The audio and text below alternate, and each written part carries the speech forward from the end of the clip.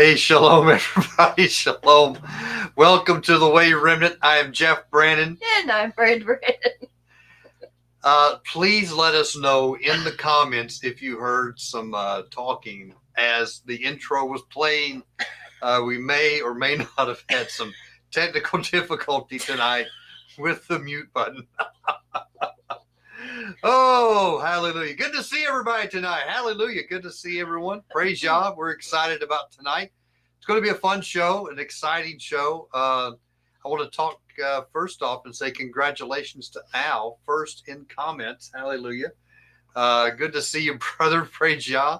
We've got Austin York. We've got Cover to Cover. Lynn Hobbs, Tyler Porter, Mindy Ash. Hallelujah. Leno says yes. That's right. There may have been a call at one point. Oh, I don't even know. Oh, Lynn Hobbs said I didn't hear anything, so who knows? So, hallelujah, guys. Hallelujah. Good stuff tonight, guys. Yeah. I'm excited about tonight's program. We've entitled it Biblical OOPart. And Tyler said he heard it. That was my blushing bride, hallelujah, doing her call, hallelujah. That's right. So super spiritual there, hallelujah. We've not had. I don't think we've had those issues with the mic before. I don't know what it was. For some reason, usually when we start playing the intro, it automatically mutes the mics. Yeah. And we hit the live button, and Miranda was acting up, and or someone was. Somebody was. I don't know.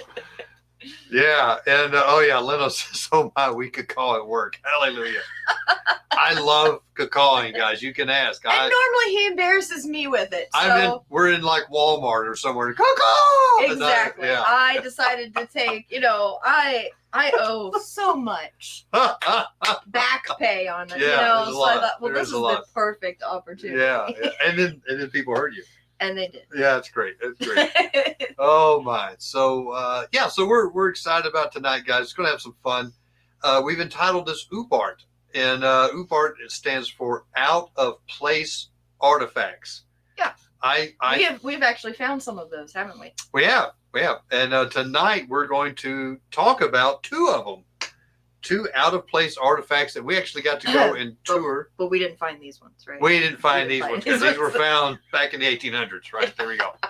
Yeah, thank you. Yeah, no confusion here. So we went to this was Lynn Hobbs says, yeah, this is thank you so much, Lynn. Beautiful dress. This was a gift from my mom to Miranda for my birthday. This is a linen dress. Yeah. Very cool. Snazzy. So we're both wearing linen tonight. Yeah, right? Dustin and Mary got this for me. And they came over and it's really nice. Yeah, it's really nice. I like it, guys. So we're linen nights tonight. Hallelujah. There we go. Yeah, good stuff. Yeah. Little Nathan and Chelsea Reynolds reference there. I've been watching some videos of him. He actually got to sneak out and record some. So I love watching Brother Nathan. So it's good stuff. But August 1st, we went to Newark, Ohio, where they have the Newark Earthworks. Went there for your birthday. Went there for my birthday. Traveled is about 3 hours, something like that. Yeah. I don't know, something like that. And went over there and did some filming. We got we have some replicas of the artifacts that we're going to show tonight. And guys, if you have not gone and seen, we have a couple shows with. Let me move this up here. Well, we can't. There we go. I thought I could move that around. There we go. Here, I'll just put it over here. We have, if you go to our YouTube channel, the Way Remnant, and hit the subscribe button, right? If you haven't already, but go to playlist and scroll down, guys. We're up to 290. This is our 291st video tonight. Wow. Isn't that cool? Lots of stuff here we have, guys. But if you go through here and find the Binge the Fringe playlist, all right? Yeah. Click on that. We don't want to start it. But we have a couple videos here with Fritz Zimmerman. And especially this first one, Giants and Mounds in North America, with special guest Fritz Zimmerman. If you go and click on this video, guys, oh boy, look at there. There's that guy with a mustache. Whoa! How about that? Does that not look a little different, guys? How about that? Yeah. Oh, that looks a lot different. Yeah. Look at our studio. Our background's a little different. So yeah, this was trying to think. This was 2 years ago, guys. There we go, 2 years ago. But anyway, so Fritz talked a lot about this Newark site in Ohio and all the significance with it, about how he believes it's part of the Amorites, the Giants that came over. Yep. We talked, and we'll try to bring up some of that tonight, guys. And shalom, Karen. Oh my gosh, hey, shalom, Karen. Good to see you. Praise Yah. We just love Karen, by the way. Thank you, Karen. You're always here. You're always helping out, and you're just so greatly appreciated. Yes. We really do appreciate you. Anyway, so we're actually going to have Fritz come back on. Yeah. December 9th, Fritz Zimmerman's going to be here. He's going to be talking about his newest book. He just had one come out. We'll go into detail with it later, but it's going to be a fun show. Can't wait to have him back on. Yeah, very interesting book. Huh? Ooh, yeah. We actually have already ordered it, and it's coming in, so that we can make sure we here tomorrow. Actually, that's right. We're going to be able to go through it, make sure we have a good working knowledge of the book before he comes on. I always like to do that. We've not always been able to do that, and not thoroughly. Yeah. Yeah. That it bothers me not to do that. Especially since kind of had an embarrassing moment once. Yeah. With that. Fun stuff. But tonight, guys, we're going to be talking about Biblical OOPart. And again, that is out of place artifacts. And this is going to be part one, because I feel like we're going to be doing a series on these. I would like to have some documentation and things like this going out about these things. Because there's some very interesting things that have been found that kind of defy the modern narrative, and that's what these things are going to be about. So, without further ado, let me click the old F5 button, guys. I have a slideshow for us tonight. Hallelujah! There we go. I think that'll be okay. Think that's all right? We'll do that. Okay. Yeah. There we go. Forgot today is Monday. Good to see you, Sunflower. Hallelujah. There we go. Yeah. And let's see. Thank you, Tyler. And yeah, listen, guys, if you have not watched that episode, go back and watch that episode with Fritz. We've had two of them on. The other one was with fairies. Yeah. That was a good one too. So good stuff. And we're going to have him back on. Look for the thumbnail announcing that coming back up. But let's talk about Biblical OOPart. All right. I'm excited about this. We're going to be talking about the Newark Earthworks and the Newark Holy Stones. All right. Let me see if I can click over here. There we go. So, and I'll try not to just read these. So these are just some slides we put together, guys. These holy stones, right? We have. Do you want to show show what we have, guys? There we go. So these are some holy stones. Yeah. So these refer to a set of artifacts that David Wyrick discovered back in 1860. Guy just retired. And a couple months later, he finds, that's the Decalogue. Can you show the keystone? The first one that he found was the keystone. Notice this hole here, because we're going to talk about this. Yeah, some interesting stuff. Some things you may not have heard about that. Keystone. Yep, keystone. Yep, there we go. There's writing all the way around. Yep, we're going to dig into each one of these things. So we have really good pictures so that you can see better than what I'm holding up. Yeah, and these are just replicas. Yeah, we have the replicas. We did not steal. We tried, but it was pretty secure. So, but yeah, these things were found roughly around 1860.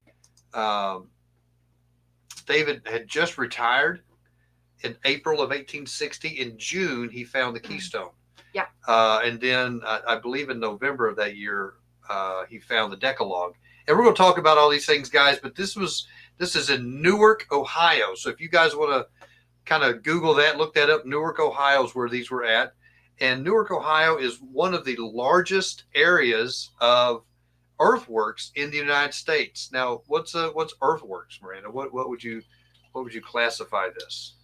So that is going to be where they move the earth around. They move essentially dirt around to create a structure, mounds, or places of burial. We see them getting quite artistic with this over in Ohio, right? Yeah. So like we live, it's no secret, you know, I'm not gonna give you We're in the mid-Ohio Valley. Yeah. Yeah. And we live real close to Moundsville, and Moundsville is named for a mound, right? Yeah. And it's actually the largest mound in the United States. It's about tallest, right? Tallest. Yeah. It's is it 60 feet? Close to 659, 60 Something feet. Like that, yeah. You definitely would not want to fall off this. Yeah, it is super tall, and listen, you get a little winded walking up it. And literally right across the street from that is the West Virginia State Penitentiary, which was the worst, the bloodiest penitentiary in the United States. We believe there's a correlation there with portals, with things opening up to the spirit realm. Not good things, not a good portal, by the way.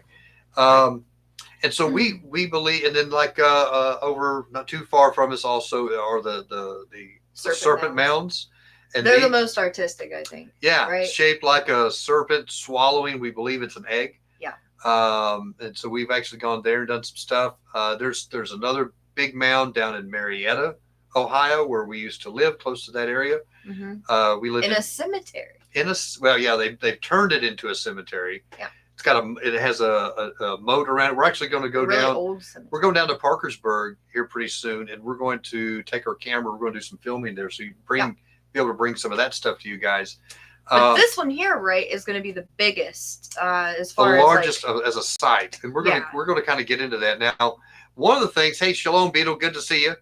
One of the things that Fritz brought out is he believes that the Amorites, the giants, right? Yep. The Amorites were the ones that created these things after they fled from Israel around the 1400 BC area. So anyway, so we're going to kind of get into all that tonight, guys. But this is some fun stuff. Again, if you haven't watched that episode with Fritz Zimmerman, the first one we did with him, go back and watch that, because he even gets a little bit deeper into what we're going to get into tonight with the Earthworks. But we do have some neat stuff to share with you. So I want to talk about the who, the what, the where, and the when. So these stones, hold them up again, Miranda, so everybody can see them. We'll just show them just real quick. These stones, right? So this is what these are replicas again for you guys tuning in late. We did not steal anything, as far as you know. These are called the Newark Holy Stones. All right. Now do notice that with this one here, when you get the replica, you do not get the box. They did not make the box that this was originally found in. It was technically 3 pieces this was found in. Yep. You only get this piece, which I was a little disappointed about. Yeah. So like the 3, there's actually 4 pieces. There's the keystone, the Decalogue, the case for the Decalogue, and then a bowl, like a stone bowl. But they didn't give us replicas of the bowl or the. They didn't even have it on display. Yeah, I don't know what happened to it. Maybe they dropped it. I don't know. Yeah, I don't know. Right. I don't even remember them talking about it. So. Yeah. Okay, so these were a newspaper named them the whole Newark Holy Stones, and so that just kind of stuck. Yeah. Same thing with the keystone. The keystone was called that by the newspaper guy, and guys, look, it's not a keystone. We don't know exactly what it was for. We have some of that in a documentary we're going to share just a little bit with you guys. But it is not a keystone, but it looks kind of like one. But anyway, we'll talk a little bit more. I don't know. That. Were there different types of keystones? Maybe it was just a different type. There's some speculation, guys. We're going to speculate with them too. Okay. Yeah. All right. So so these were found in 2 different places, right? So the keystone was found on June 29th of 1860. The Decalogue was found on November 1st of 1860. And I want you to, let me go over here. Let me get my handy dandy laser pointer. All right, there we go, guys. How you like that? So the keystone was found up here. This is Newark. This whole little area right here. This is Newark, Ohio. And Newark, Ohio is built inside of this massive earthworks location, and we'll show you guys that here in a little bit. But roughly about 10 miles away. So here's I-70. Okay, this is I-70 going east and west through Ohio. The Decalogue stone was found right here, and there's an exit, like it's not a farm road. I'm from Texas. We call them farm roads, but yeah, a little highway called 13. Right as you get off the interstate, that's where this was found. We'll get into some fascinating stuff, where this was found and what this was found under. Pretty interesting. Yeah, Leno, I agree. It does look like a plum stone or something like that. Karen says looks like a doorknob or something like that. doorstop. Doorstop. There we go. So good stuff. Okay, so these were found by David Wyrick. Okay, and they were looked at. They were analyzed. At first, they were heralded as a great discovery, and then because it began to not fit the narrative. When they started recognizing the language. Right. When they began to recognize the language on it, they're like, oh, well, this can't be because Hebrews weren't here. Don't you know that Christopher Columbus was the first one that came over here? Anything that goes against that narrative, they just automatically knock it out. Yeah, and Tyler, you're right. Mormons do try to use this as evidence of the proof of the Book of Mormon.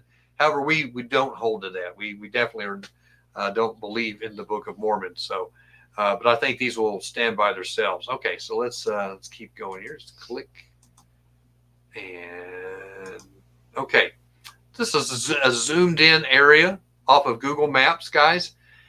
This is where the keystone was found. You can see this is in the middle of an octagon shape. Okay, this is actually a golf course today. Country club. A country club and a golf course. We'll kind of get, this is the parking lot for that country club. So you cannot just freely walk this area. Right. We'll dive a little bit deeper into that here in a minute. And this is again that this is the site where the Decalogue was. Obviously, I-70 was not there. And that's right, Beto. Don't believe in the Book of Mormon. So this is the site where the Decalogue was. Wait till you hear what used to be there. I can't wait. Stay tuned, guys. I'm telling you what, this is some fascinating stuff tonight. Hello, Ann. All right. Hey, shalom, man. Good to see you. All right. So this is a zoomed in version of Newark. And I overlaid, guys, if you can kind of see this, and we'll show you this here in just a second. I overlaid this is part of a circle down here. This is part of the Earthworks. This is where the main museum for the Newark Earthworks is at. All right. Yep. And you can see the city is just built up all around it. All right.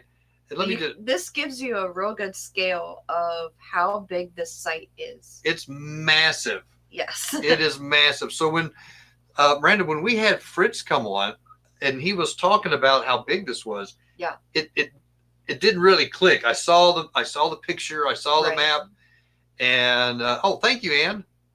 There we go. Actually, thank you, Ann. I didn't know if you guys knew this, but I wrote a book on the Nephilim. There we go. And Ann has been reading my book. Hallelujah. Thank you for that. And it reads like a fiction novel. So if you just enjoy stories, it's not even necessarily a teaching. It's more of just a story that you can get lost in. Yeah, good stuff. Good stuff. So when Fritz first described this site, I assumed that the whole thing had been protected and marked off. Right. I didn't expect it to be like they built a city over top of all of it. Yeah. So you lose a lot of it because of that. And like we said before, you don't have access to all the sites. A lot of this has definitely been damaged. Okay, so I'm gonna flip back and forth here a little bit, guys, with the couple of these so you can see. This is the map, and I've got some markers here that we're going to talk about, like the green arrow. This is where the museum is actually located, right here, right in front of this big circle here. And we have a video, guys, kind of showing you the breadth and the scope of this, where we parked here in the way, we walk into this area. We have some video of this to kind of show you the scope and how big it is. And then 2 miles, as the crow flies, right? 2 miles away is this other place, and it's this octagon connected with a circle. And the neat thing, Miranda, that I love that, and of course the blue arrow, guys, is where the keystone was found. Yes. The keystone, right? The neat thing that Fritz brought out, Miranda, was where this octagon is. This section right here, it actually shows 18 different movements of the moon, and it predicts them accurately every year. It is phenomenal. And Fritz talked. He had a mathematician come out and said, "Look, we don't today have the trigonometry to be able to reproduce this, and yet the people that run the museum try to tell us this was the Adena and the Hopi Indians, and I'm sorry, the Hopewell Indians, and then without a written language, they were able to do all this stuff. Without a written language, they were able to sight in. All these things match. The geometry on each one of the circles match the geometry on these squares. I mean, all this matches. Yeah, they were going over the math with us on, and even at the site. Yeah, the museum. The museum, yeah. They were talking about the math in all of the structures and how if you divide this or multiply that or whatever. And it was very confusing. Yeah. Very confusing. And someone, I'm not going to mention his name, brought up, and I said, they did all this without a written language? And the guy's mouth just kind of, The questions, Jeff, this poor guy had no idea. He just didn't know. He wasn't ready for us, guys. He He wasn't ready. There we go. And I'm just like, I'm shopping. So I'm just like, I'm going over here. Oh, I meant to have you bring your jade out. You mean the rainbow flint? The rainbow flint. I can go get it. Go get the rainbow flint, and I'll keep talking here about this. Okay, guys. So we're going to show some video of here, guys, where we have the museum, walking up to the museum, because we really want you to get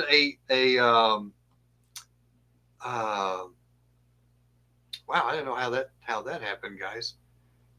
I'm looking at, okay, never mind. Our screen just did something really crazy, guys. I'm sorry about this. So I really wanted you guys to get a feel of the scope of how big this area is. Again, let me pop back here, guys, where you can see, just to kind of give you an idea. This is a part of the town of Newark. You can see that they've got roads going all the way through here. There used to be a lake right here, apparently. This kind of follows where the river was, but you can see overlaid here this same map that we've got here. You can see they had pathways going here, and if you look, most of this stuff has been built over, massively built over, so you can't even really get to any of this stuff. One of the very interesting things that the guy at the museum, now listen, hey, it was so cool. The guy at the museum said, look, there is something fascinating about this site. There's a piece of stone that is called fire flint, right? A rainbow flint. Flint. Am I saying that right? Yeah.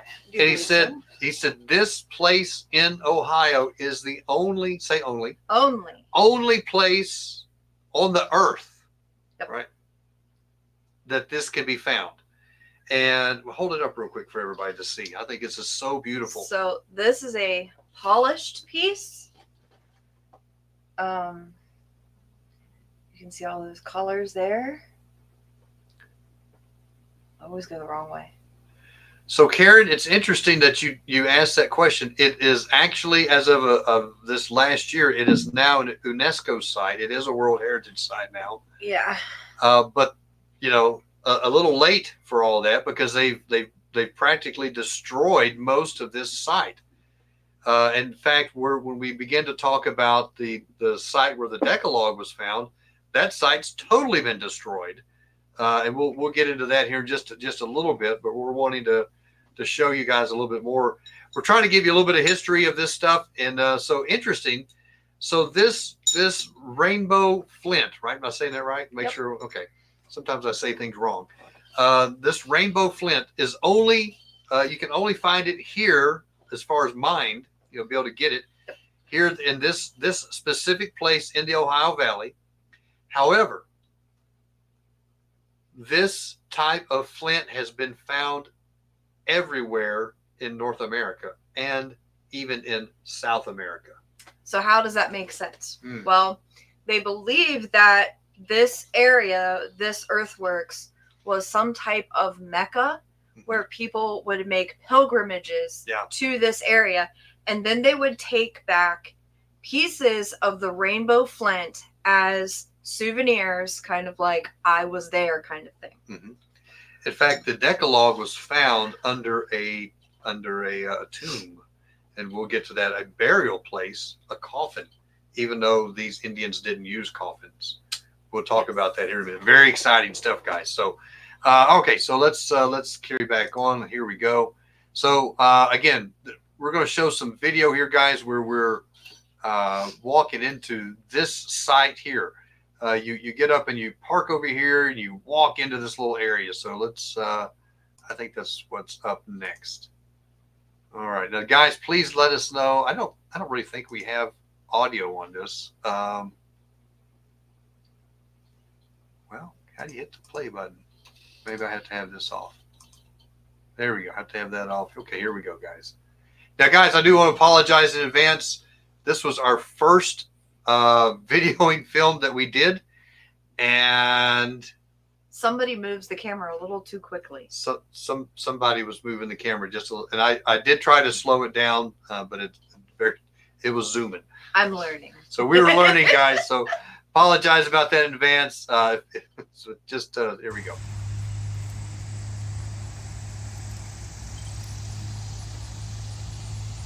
What a good-looking guy that is. There we go.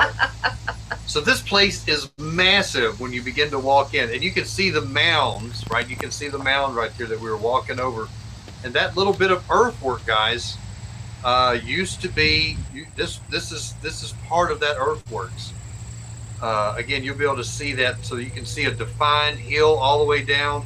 This is some of the stuff they built. You can see the earth. You can see the mounds in the back. All of these are related to this ginormous, there we go, place, guys. This is huge if you look at the scale of this. So this part is preserved. It is like a park. You'll see the picnic tables and things in the area. Now, you are not supposed to walk over the mounds, except for in the area like I just showed here, where there are steps. Yeah. But you're not supposed to just walk out on the mounds.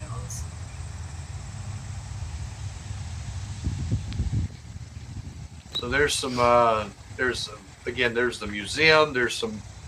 This area here is that really large circle where you see those mounds in the background. And that was the entrance. That's the entrance. So if you look at the little circle there, that's the entrance where those two mound-looking things were at.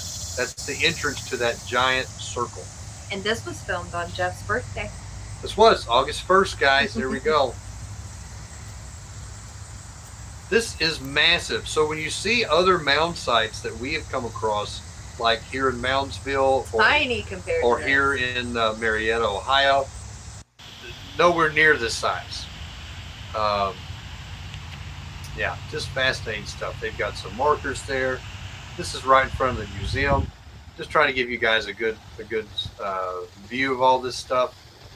We had some footage of the museum, but it just didn't turn out very good, guys. And it was kind of small in there, and there was a lot of people, so there's a lot of it was hard to film things. Yeah.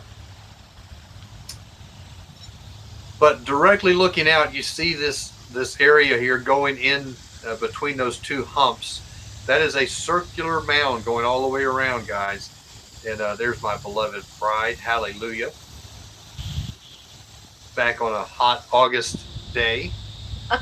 There we go. So this is us walking in. I really want you to get the feel for the size of this place.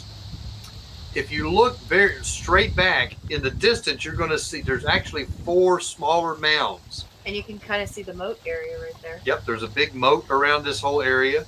The 4 smaller mounds are in the north, south, east, and west areas. Now they were added. They were added to designate the areas where there was a massive post holding up a longhouse. So this was the center of this place was a massive meeting area. of some sort. And again, are you guys kind of getting the scope of how big this place is? Look at that. Look at this. This was enormous. And this was not the biggest place on the map, if you remember, guys. So here's a zoom in. You can see those 4 mounds in the background, and that's where the long building was at. I do think I talk about that here in a minute. So I'm on the hush. This is the mound that's right in the center. There's 4 of these mounds that they built later to depict where the main post set for the longhouse that was in the center of the mound. I'm going to walk up to the center of it, and I have Miranda standing at the center of the other one. Look how long that is. Mm-hmm. And then there was another post on this side. And another post on that side, if you can see that one. And then, so we're right in the center of the mound, of the earthwork here. It is so big, guys. You can barely see the museum way back there, right?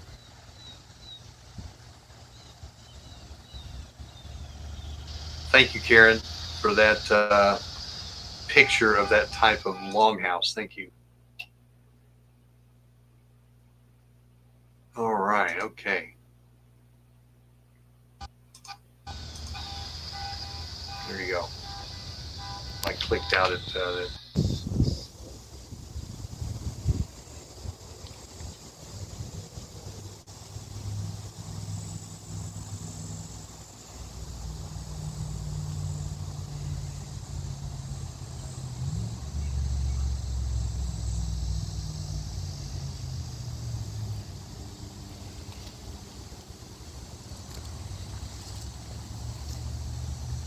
Tyler, is the echo too bad? Right, so we just finished walking through the one of the circle earthworks. And Jeff was getting some photographs down the way. And I saw a small patch of trees here, and I was drawn specifically to this tree. It's the biggest in this little patch. And in my mind, I just heard Yah's tree. And I was like, okay, well, what's so special about this tree? And I walk up to this exact spot, and I just look up, and right there is a cross. Just kind of formed into the tree right there. And this is a very, very large tree. I don't know if you can tell, just like how big I am, how big this tree is. It's a really old tree. And you know, we've been learning about how plants are alive. Like they actually have emotions. Science is proving this. Yah created everything so complex, so beautifully. And what all has this tree seen in its day? It would be interesting to know.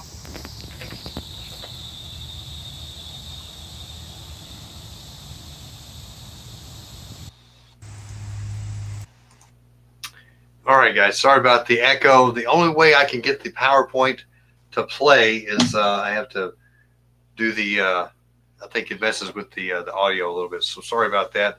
Hope you guys can get a good idea though. So again, let me go back and let me pull up the my laser pointer here, guys. We were parked about right here at this tip and walked in about like this. Here was the museum, and I'm sorry, we parked over here, walked in. Here's the museum, and then we walked this way. We were in here, we walked across here, and then Miranda was about right here where we talked about the tree. Yeah.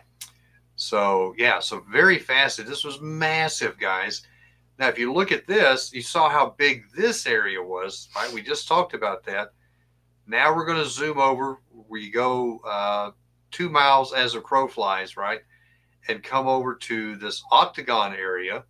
There's another circle that's connected with a path to an octagon. Now, Miranda, this this was actually very disappointing to us. Yes, because this was the biggest structure, so of course we were most excited about. This is the one this is the one that Fritz talked about so much. The octagon with all the stuff about it. We were very excited to get to come and check this out. And guys, it is literally a private country club golf course that you can't walk around. Yeah. You have to have a membership to get in there. Now they do have, so there's parking about right where we're at, and where the laser pointer's at. And then about right here, there's an old, let me just say old, sketchy, very rickety observation tower that you can go on, and then you can look. You can actually you can see these berms right here with the it's kind of hard to see where you're at the circle, but you can definitely see these two berms, and you can make out the berm going around the octagon, and then you can see some of these mounds that are through here. And at the end of this so we actually show like a 360 view of this in the next video. And then we also, at the end of this video, we walked over, and we weren't supposed to. Allegedly, someone walked over and got this footage of us walking and standing right here. And you can see this, we walk up this part of the mound, and then there's a mound right here, but there's a maintenance shop right here. There's just stuff everywhere, guys. It's really disappointing to see how this massive site that used to be probably like a capital or a mecca of this place, was home of the Giants, guys. This was the largest area in North America that was settled in, and apparently had people doing pilgrimages here all the time, and going back all the way across North America, even down into South America. Yep. And so just kind of disappointing. But let's watch this next part, and I will. Again, guys, sorry about the echo. So wish we could fix that, but there's not a way, I don't believe. All right, here we go. Okay, so this is us again. We're at that one little site. We're up on this little enclosure.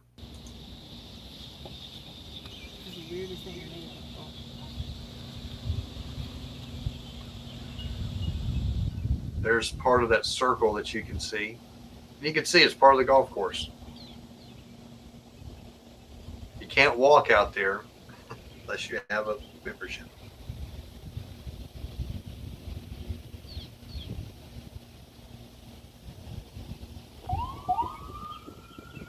See, somebody just got caught walking out there. There you can see one of the small mounds. Yeah, let me back that up a little bit. So right here, guys, you can see this is that berm, right, that we're talking about, that little straight stretch.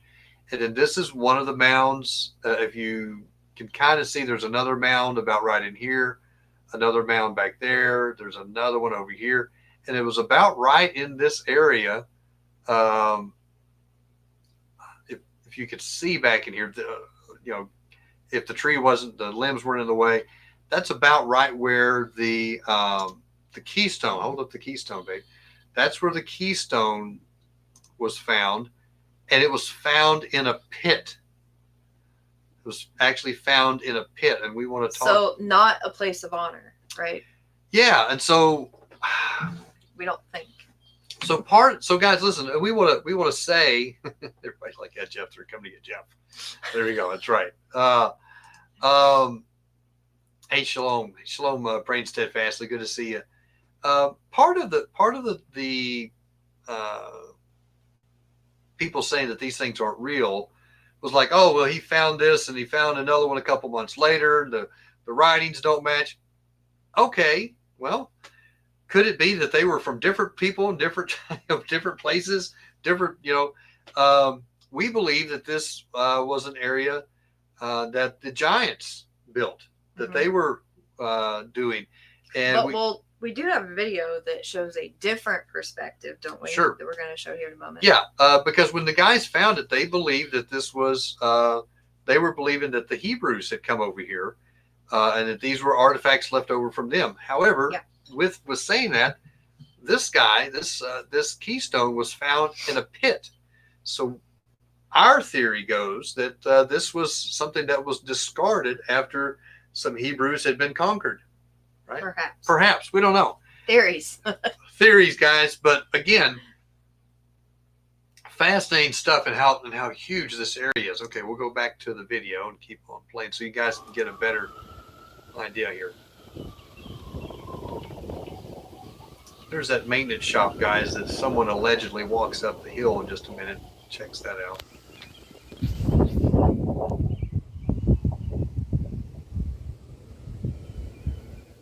That's right where we're at.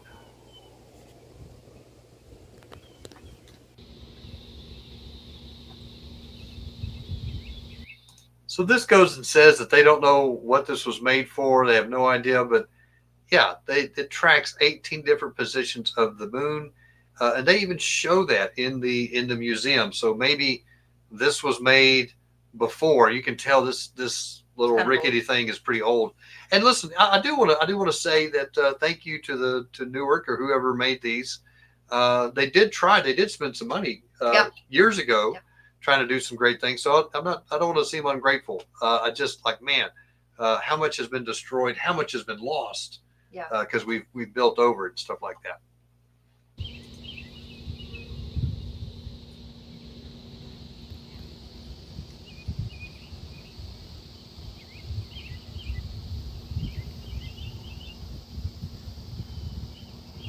Guys, you have no idea. I wanted to go out there so bad.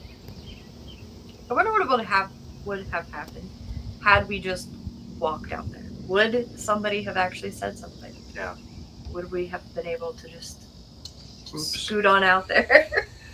All right, so I'm on top of the octagon hill, and there's one of the mounds, kind of a close up on it, and it's right here. That was a maintenance shop, guys. There we go. So let's begin to talk about the keystone. So the keystone. So this was found in June of 1860. And there's 4 sides to it. And Brandon, if you'll kind of hold it up for everybody, again, just to kind of show. And again, this is a replica, guys, so it's a little difficult to see, but it has writing on each side of it. I think. And one of them says it says Torah of Yehovah, Word of Yehovah, Holy of Holies, and King of the Earth. And when we go in, we look. I'll just kind of show you the different side. Now, this is the actual artifact here, guys. It's pretty fascinating. And there are other pictures that you can get online and to look at these and check them out yourself. But it's very fascinating. Now, when you're actually holding it in your hand, you can you can easily see that it's Hebrew writing.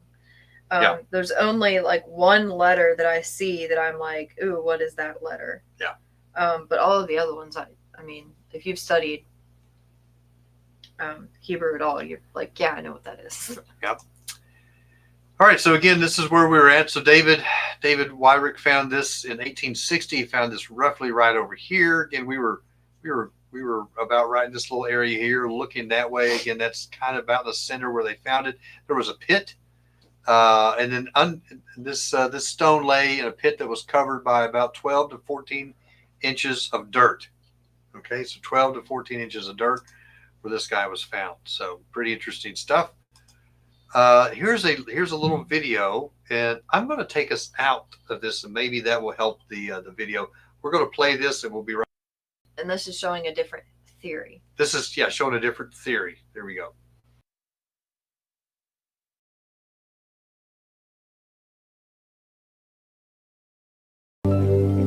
Wyrick was the local surveyor who had a passion for archaeology. Like many others of the era, he had a theory regarding the identity of the people who built these great monuments.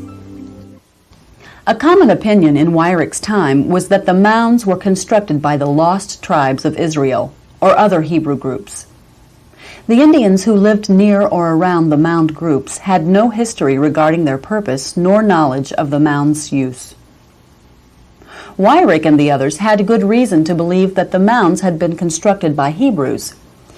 The Quaker William Penn remarked that when he was among the Indians, he could easily imagine himself in the Jewish quarter of London. So great were the resemblances of features and gestures between the Indians and the Jews. Caleb Atwater, one of the early figures in American archaeology, cites the Bible, 2 Kings, that the Israelites built them in high places, mounds, in all of their cities. Atwater further states that the Israelites conducted great national affairs on these mounds. Here they crowned kings, concluded peace, and declared war.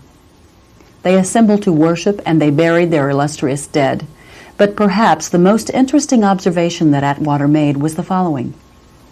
He wrote, the Hebrews would gather at Gilgal. The name Gilgal signifies heap. Here was a pile of stones brought up from the river Jordan and piled up when they encamped for the first night on their journey to the Promised Land. Let the reader examine similar piles of stone on the waters of the Licking near Newark, Ohio.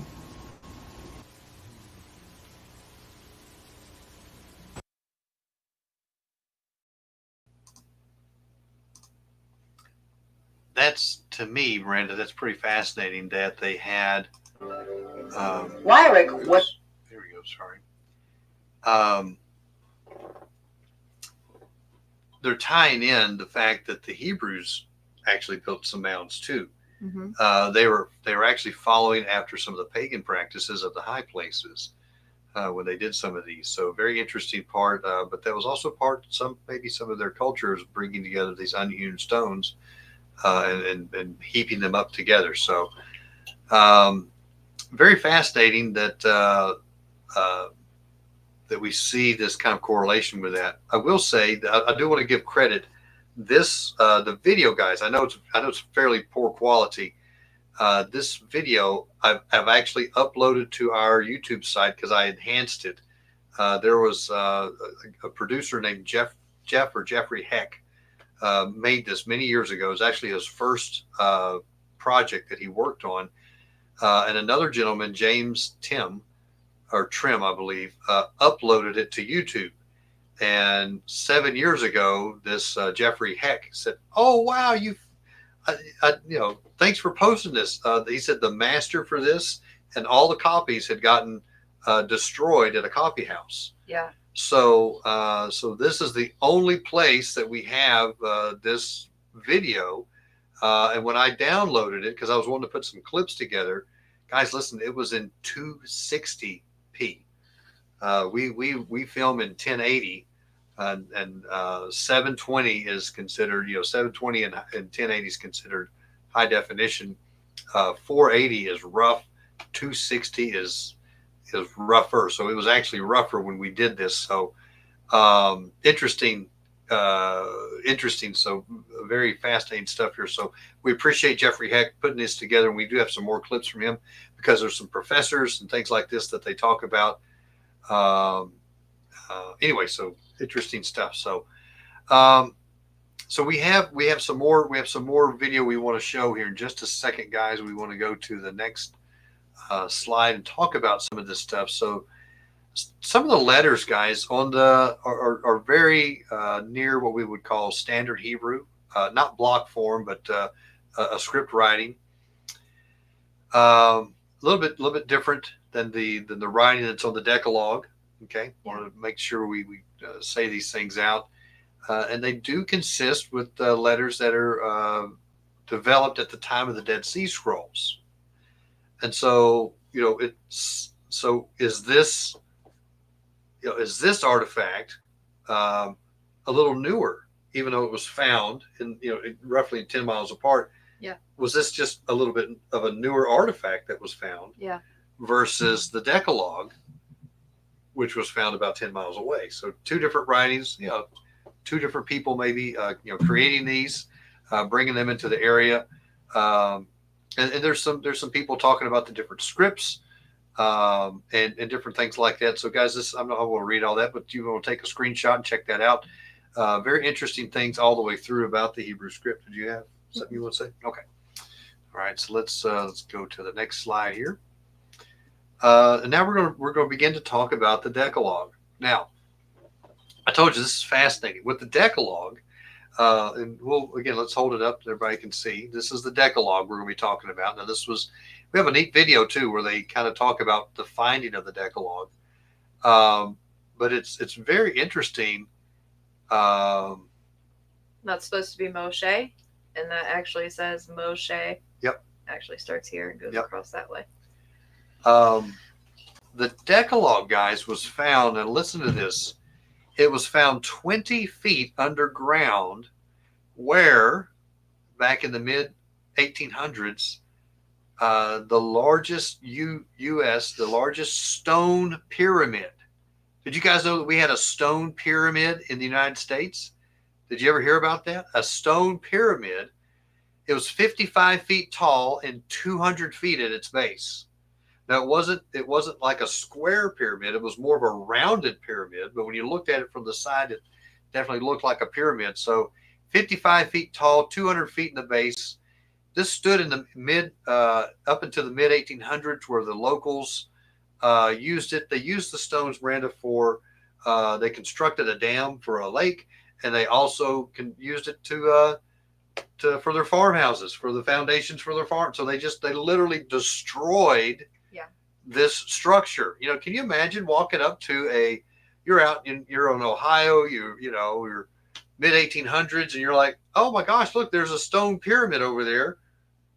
Let's go take all the stones and use them for our own stuff. Why would you do that? That's obviously you've got to think of something in history, right? You have to think of the time period. These were farmers that they had to put in a lot of work just to get butter. Farmers and engineers. I mean, these are people that are building a dam to a lake. Yeah, but they just see this is an old structure. Don't need it anymore. We're seeing things we can use. This can save me a lot of work, Under this 55-foot tall, 200 feet at the base stone pyramid, underneath this, Miranda, was a giant mound, followed, I believe, by 15 mounds that went all the way around it. And it was in the center part of this mound where there was a coffin. Yeah. Now, they didn't bury people in coffins there.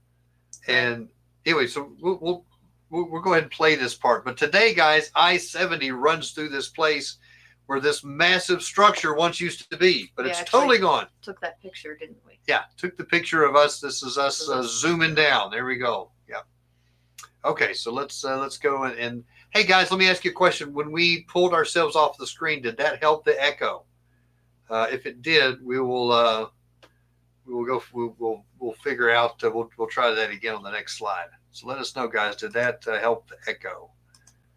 We're not up to the next slide yet. Okay, so Decalogue. Hey, Miranda, what does Decalogue mean? There we go. So why do they even call it the Decalogue? Well, Decalogue means the 10 laws, right? So it's literally talking about the 10 commandments, right? Yes, that is what is written all over the stone. Yeah. And you've already mentioned that the person, let me put my little thing here, my laser pointer. This is actually supposed to be an effigy or an image of Moses. And you can see right here, it's Moshe. You can see it's actually written in Hebrew, Moshe. Yep. And you can see where he's holding a tablet. He's holding a tablet right here. There we go. Yeah, and here in the back, or in the bottom, there's a hole. We're going to talk about something about that. We learned a little bit more about that even while we were putting this together, guys. Very fascinating stuff. Let me click here. We'll go to the next one. So these are all the sides. So if you want to kind of look at it, it's amazing. There's writing all over this place, all over it. So very fascinating. This wasn't something that was just willy-nilly put together. Someone took time to kind of to probably pencil this out, right? Draw this out because it was this one's actually chiseled in where the work on the keystone looks like it was scratched in. Does that make sense? This was kind of just scratched in. The stuff on the Decalogue was etched in, so like with a chisel. I'm sorry. Okay, so let's go to the next one. Here we go. There's another picture. This is actually the box, guys. This was the box that this was found in. This is in both of them. They're stone boxes. And there is, you can't see it in this photo, but there is a hole in the bottom of the box. Yeah. Oh, now somebody's saying something. How about all those stones going to Christine, going to Beatles? What are we talking about here, guys? Come on now. Can't leave me out of this. All right. So, yeah. Karen says, oh, yeah, Marshall, you'll have to invite Jeff and Miranda out to see those. There we go. All right. Looks like we've got a road trip. We're going to see Marcia. There we go. All right. Let's see. We have what's going on next? Okay, guys. So we'll get ourselves out of the way here and let you listen to this. This is one of the professors. And by the way, guys, if you want to go see the entire documentary, as soon as the shows, we have that documentary listed in our show notes. And as soon as the video's uploaded tonight, we will make this available live for you guys to be able to watch as well. You can just go on the Way Remnant and watch it in its entirety. But we'll knock ourselves out so you can hear it better, and we'll carry on.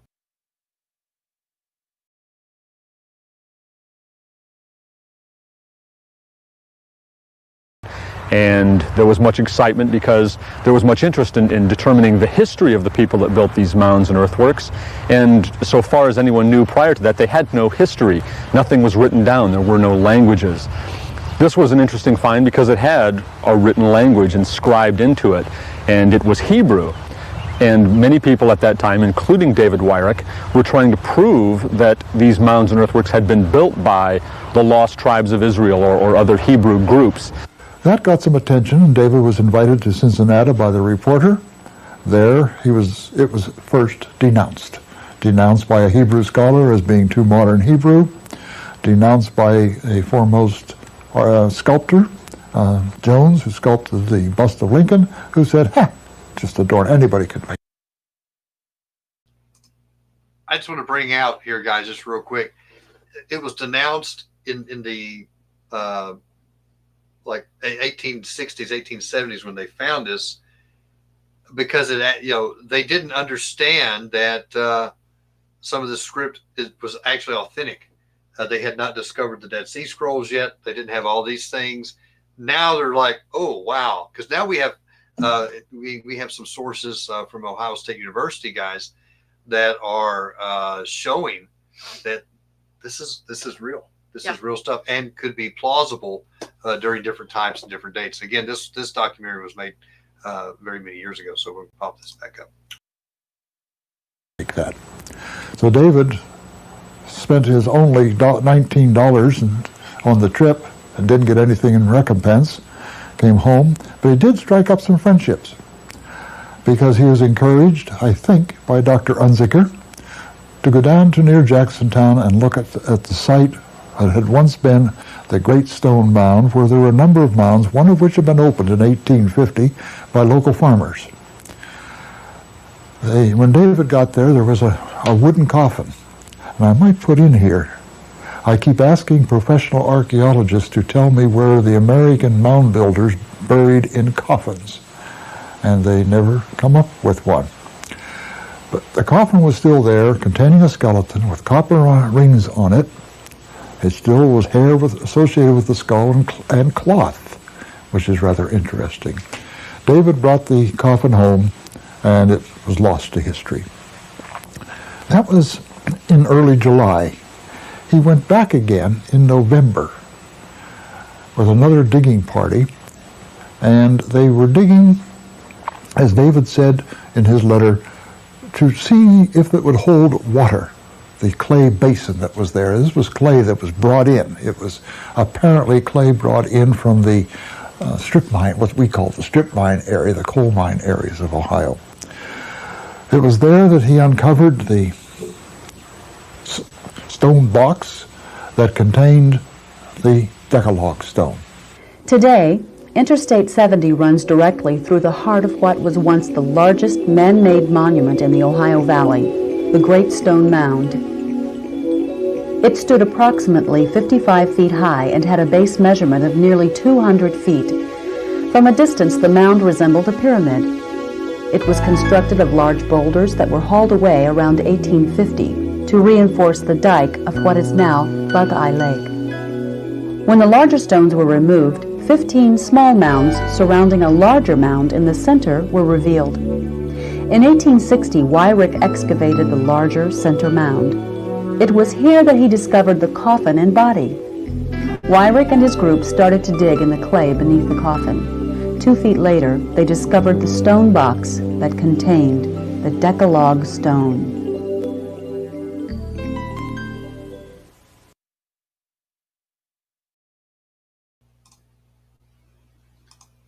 All right, so pretty interesting stuff. What do you think about that, Miranda?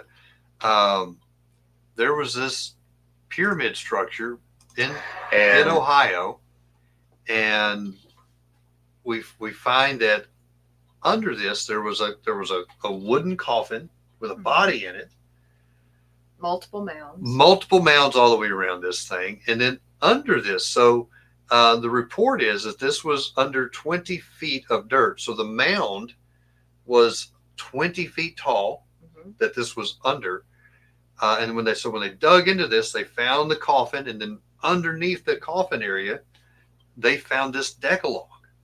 They found this stone box with some holes in it. We have some interesting things there, and then inside of it, guys, we're talking about biblical OOParts, right? Biblical out of place artifacts, right? Yeah.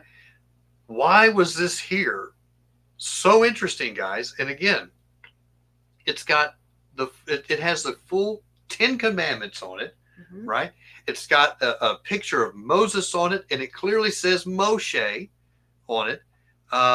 Very fascinating stuff, guys. And then 10 miles away, we find there's a different artifact called the Keystone that says the Torah of Jehovah. All these things. It talks about the king of the earth. All these, the word of Jehovah. All these things. It talks about these things, and it's very, very fascinating stuff. And these aren't the only objects in the United States to be found with Hebrew writing on it and the 10 Commandments. There are multiple large stones across the United States that are dated to be very old, and they have Hebrew on them. One in New Mexico, has the 10 Commandments on it. There was a copy of the 10 Commandments that was in Tennessee or Kentucky, way up on a ledge overlooking a highway. We'll get into that one maybe. I'd like to do a story on that. But guys, these mounds, you can't deny that these mounds are here. Some people say, some of these things are fake. Listen, the whole manifest destiny was a lie to the public of the United States that said that the people that were here in America, North America, were just savages. They didn't have any civilizations. Nothing was going. Listen, all of that has been a lie. The United States government lied to its people so that they could push west and go all the way across and take over these areas. And they literally wiped out artifacts. They wiped out historic sites. And we are just now really starting to understand and grab a hold of the fact that, listen, guys, there was something going on. I love how Fritz talks about these were the places of the giants. Were there some Hebrews here? Obviously, there were some Hebrews here, guys. We also believe that some of the lost tribes probably came over here. Yeah. We see this with Chief Joseph Riverwind talking about in his book. That's what the old ones say. Really good book. Talks about how some of the different the Navajo, the Cherokee, different ones. Yes, Leno. I've seen that in the Egyptian burial caves in the Grand Canyon. And there are places in the Grand Canyon where you are not allowed to go there, restricted areas. And I think, personally, they're trying to cover up these things. Yeah.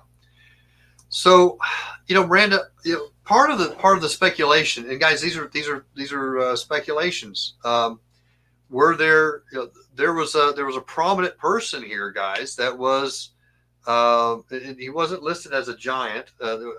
We looked into that. I couldn't find any evidence that this was a giant-sized coffin under this particular mound.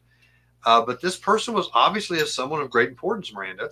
Yeah, copper rings. He had copper rings. He had clothes. He had a wooden coffin, And underneath that, we find this Decalogue. So I think there's something pretty important about this person. We don't know who he was or anything like that, but fascinating that there is this obvious Hebrew artifact underneath this mound, and then 10 miles away in this massive meeting place that they had, where we see obvious pilgrimages coming and going out of here, that we find in a pit the keystone. Yeah. So was this something that was conquered and pitched away, or was this the home of the giants? Was this maybe the home of the Hebrews? I don't know. I'm just saying, fascinating things all the way through that we're seeing. Let's see. Pretty cool, Karen. I'm just looking at Tyler's got a comment here. He says, yeah, well, they want to tell us these giant, magnificent star structures were built by pioneers with horse and wagon. Yeah, well, Tyler, they're even saying that these star structures were built by the Adena, a Native American, an early Native American culture that didn't have a written language. They believe that they built these out of just shovels made with shells, just different things. Just crazy stuff, guys. Let's see. Karen has a comment here. My mom's home in home county in Tennessee has mounds. Old timers talk about giants being dug up and the Smithsonian coming in and taking everything away. Heard that. Same thing here, guys. We live close to Moundsville, and same thing here. And Fritz is going to be back on. I'm going to try to pin him down, see if he'll share that picture with us, guys. Yes. When he was here early, I believe back in the 80s or maybe even the 70s, could have been before that, where he was at the original museum, and they actually had the giant bones on display, and he took a picture of it. Very fascinating. So, and of course, now we have asked the curators here today. They're, oh no, that didn't happen. But Fritz he's got a photo. All right, guys. Okay, so let's keep going. We're talking about the Decalogue here, guys. Now look at this. I think it's fascinating. Let me turn my pointer back on. Very interesting. So the Decalogue, it's got Hebrew writing all over it, and it's not the block form, but it's still a paleo form of Hebrew. But it starts here with this non-alphabet symbol, and then it begins to go around here, and it goes all the way to the left. It just keeps winding around all the way through, Miranda. And I think it's so fascinating. Kinsley. Oh, okay, I don't know what was going on. But I think it's fascinating that this has the 10 Commandments on it. Yes. How fascinating is that? I love it. All right. Oh, we have another video, guys. Let you watch another clip. And again, guys, if you want to go and watch that clip, we're going to make that available to you. It's already in the show notes, but we'll unlist that. We haven't unlisted right now until we ran the show tonight, but we'll let you check that out. All right, we're going to let this video go. We'll be right back.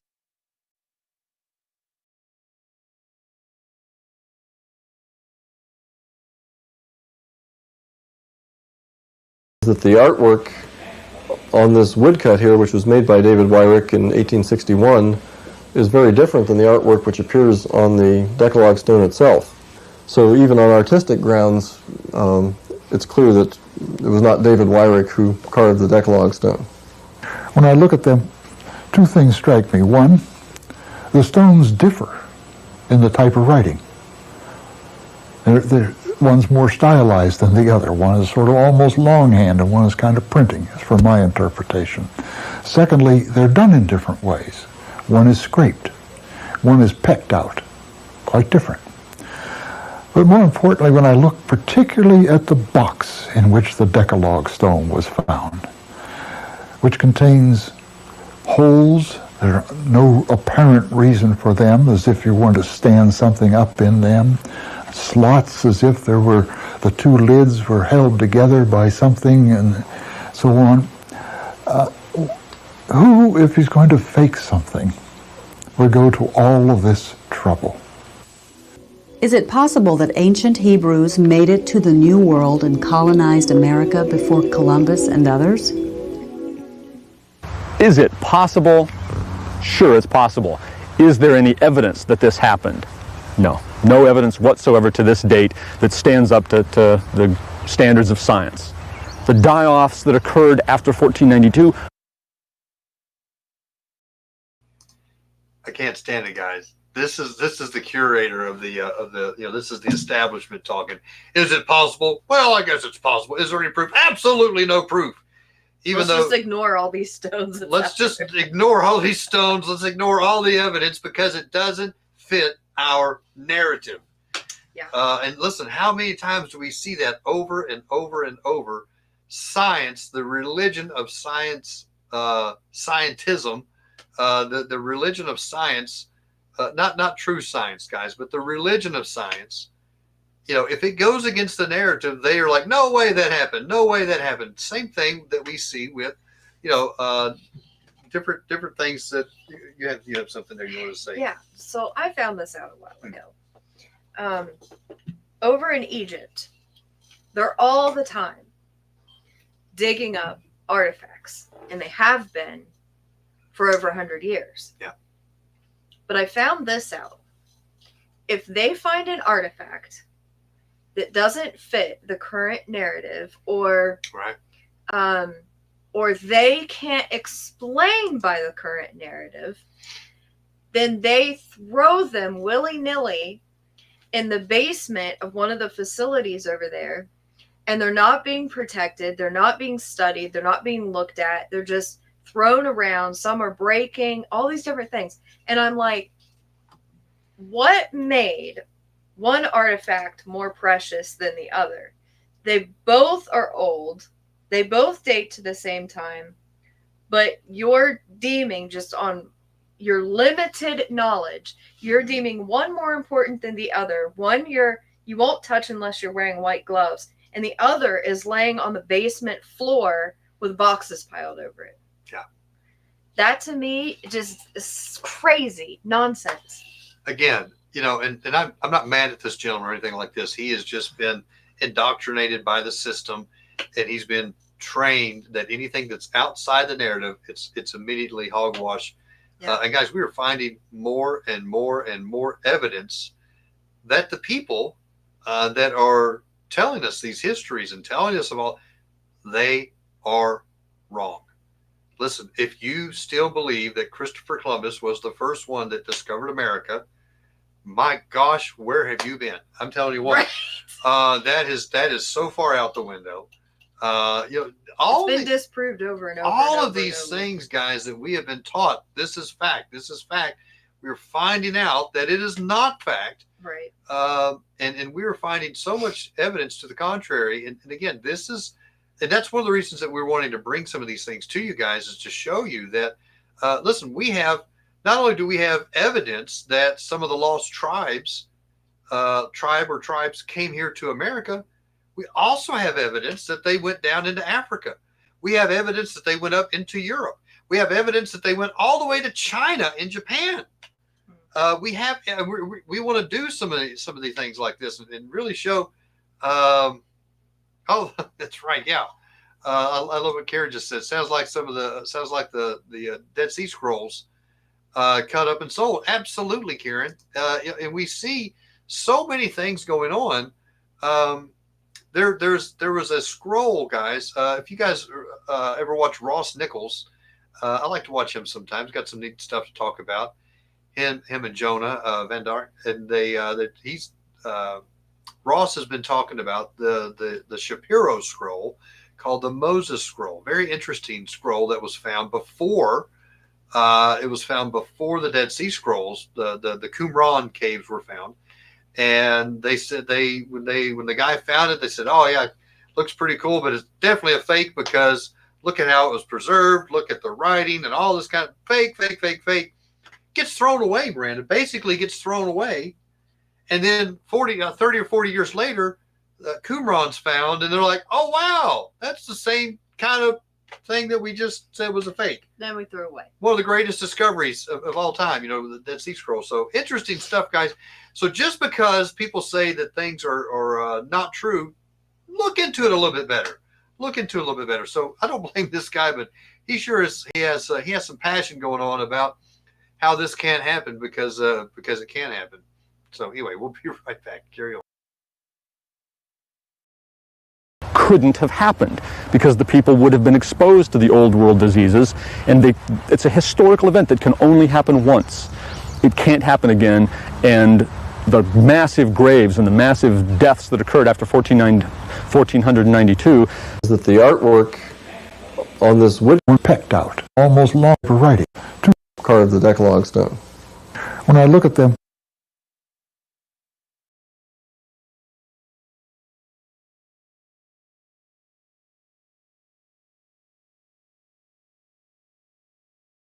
Possible that because the people would have been exposed to the old world diseases, and it's a historical event that can only happen once.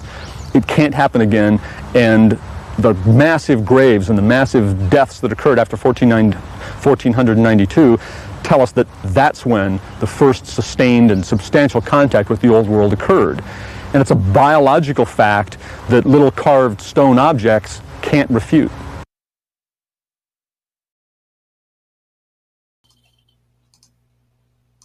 The amount of hubris coming through here caused the video to mess up. I'm just kidding. But guys, listen. So if you had, so he's talking about that the Indians, the American Indians had die-offs after 1492, after Columbus came over, and those are true. But who's to say that they did not also have other die-offs during other times? When other, because we don't have any history of it. Viruses, bacteria, we know that they mutate. Yeah. They change, and your body can get used to one version of that. But when it mutates and changes, if you get it again, doesn't necessarily mean you're going to be protected. And so over hundreds and thousands of years of viruses and bacteria mutating, wouldn't it make sense that you could have this happen multiple times as viruses change? Yeah. So we know for a fact that the Vikings were coming here on a regular basis. Yeah. How come they didn't have a die-off then? We know pretty much for a fact that we have some writings around Solomon's times, and we believe that the Americas were some of the places they were getting copper from. Very interesting stuff. So, but he knows, guys. He knows. Listen, it's very interesting. So, all right, I try to. Yeah, we'll let this play out. We're gonna let this play out. Personally, I wouldn't be interested in these things if I didn't think they had a very good chance of being authentic. I'm not a Hebrew scholar myself, but these things have gotten me interested enough that I've learned a little bit about the Hebrew alphabet and something about the history of the Hebrew alphabet.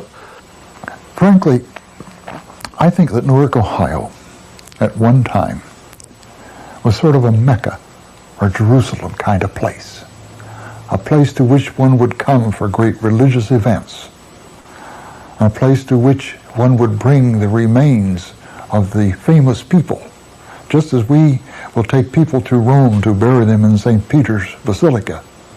I think people were brought here, and that these are perhaps mementos or talismans or something associated with famous people. And this is particularly, in my mind, particularly true of the site where the Decalogue stone was found, for several reasons. One is, it had been buried in a mountain of carried-in stones. The canal builders hauled away between 10 and 15,000 wagon loads of stone.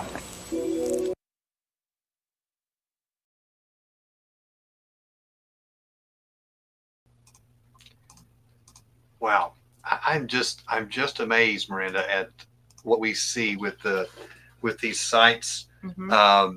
Did the giants build them? Fritz is convinced.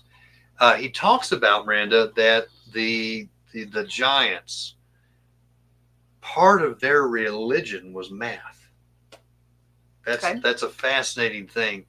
And so when you look at these sites and you see how they measure the different cycles of the moon and the sun and the stars, the solstice and all these things like this, it lines up with the religion, if you will, of the Anunnaki, math, the sacred sciences, all these things. And so I am more inclined to believe that these were areas heavily influenced by the giants. However, we do see in our American history where giants and regular sized human folk live together. They worship these giants.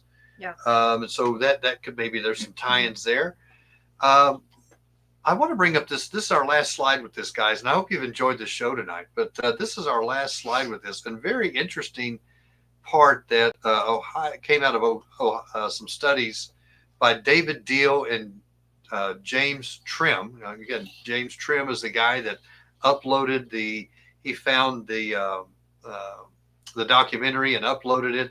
So David and James, Ohio State University, found that they have a postulate that this was part of like a tefillin, and that leather straps would go through this. And he said that there's places where it would hold, and it would be part of like a phylactery or type thing for them. So very interesting stuff. So there's a possible usage of what this was for. And so maybe this person that could have been brought there to be buried was a very honored Hebrew. Maybe he was a rabbi from one of the lost tribes. I don't know, guys. Pretty fascinating stuff. What are your thoughts on it, guys? What do you think about these stones? I'm fascinated with this Decalogue. It's got an effigy of Moses. It says Moshe on it.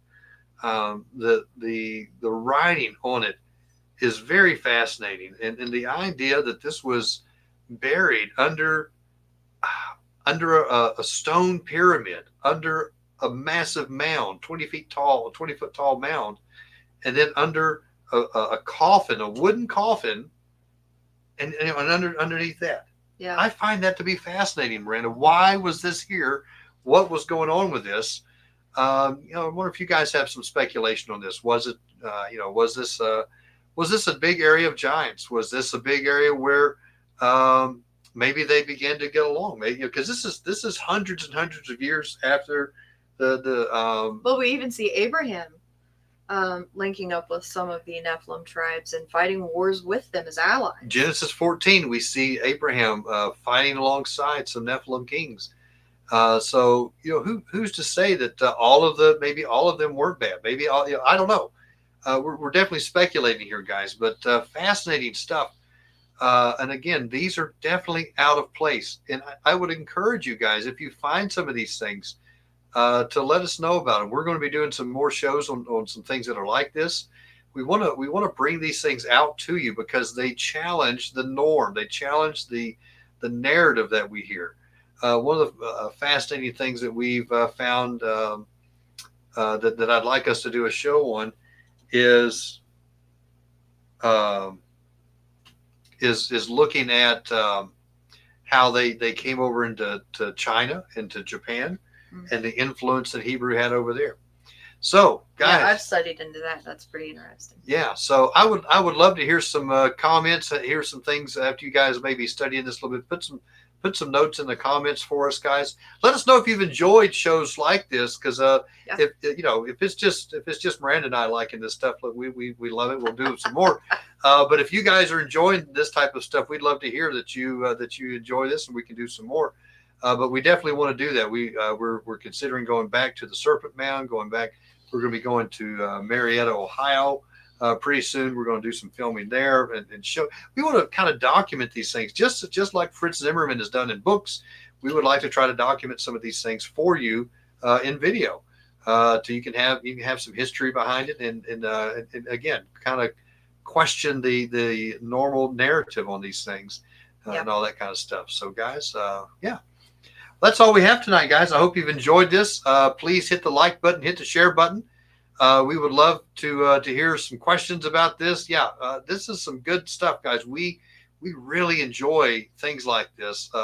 Again, the Nephilim is kind of what was my gateway drug to Torah. And listen, how much great things have come out of this.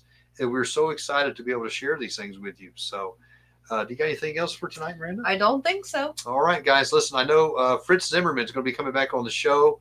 I believe it's December 9th.